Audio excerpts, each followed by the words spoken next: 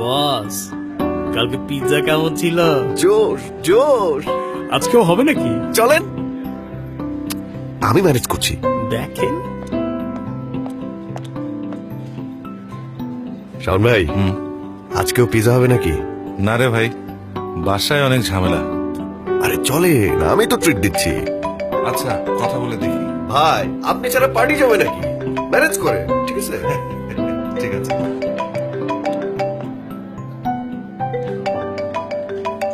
হ্যাঁ মা, বলো। দুপুরে খেয়েছিস বাবা? কেন?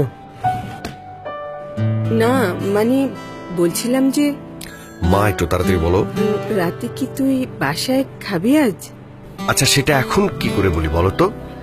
মা রাখি, কাজের অনেক প্রেশার। হ্যাঁ,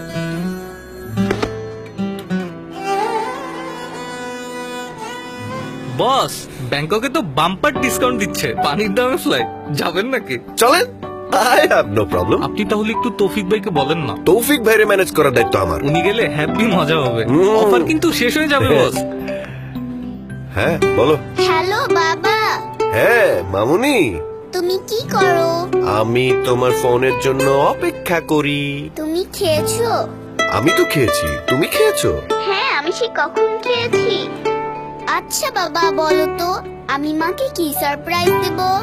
তোমার যেটা পছন্দ তুমি সেটা সারপ্রাইজ দিবে বাবা। আচ্ছা, মাকে তাহলে একটা পেইন্টিং করে দেই। করো। তুমি আসার সময় একটা কেক নিয়ে আসবে কিন্তু। কেক? কেক কেন মামুনি? আরে আজকে মাদার্স ডে না, তুমি তো ভুলেই গেছো। আচ্ছা রাখলাম, তুমি কাজ করো, কেক আনতে ভুলো না কিন্তু। কখনো পড়বে মনে মাকে মধুর সময় ছেড়ে। মায়ের সাথে আমাদের সম্পর্কটা সবার থেকে আলাদা, তাই আমরা কথাও বলি ভাবনা চিন্তা ছাড়া, একদম আলাদা একটা ভাষায়। কিন্তু কখনো কখনো মায়েরও তো ইচ্ছে করে আমাদের মুখে মধুর কিছু শুনতে। হ্যালো মা, মুড়ি ঘন্ট রান্না করতে পারবে? অনেকদিন খাইনি।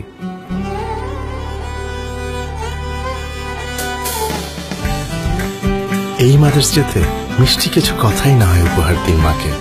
Happy mother's day.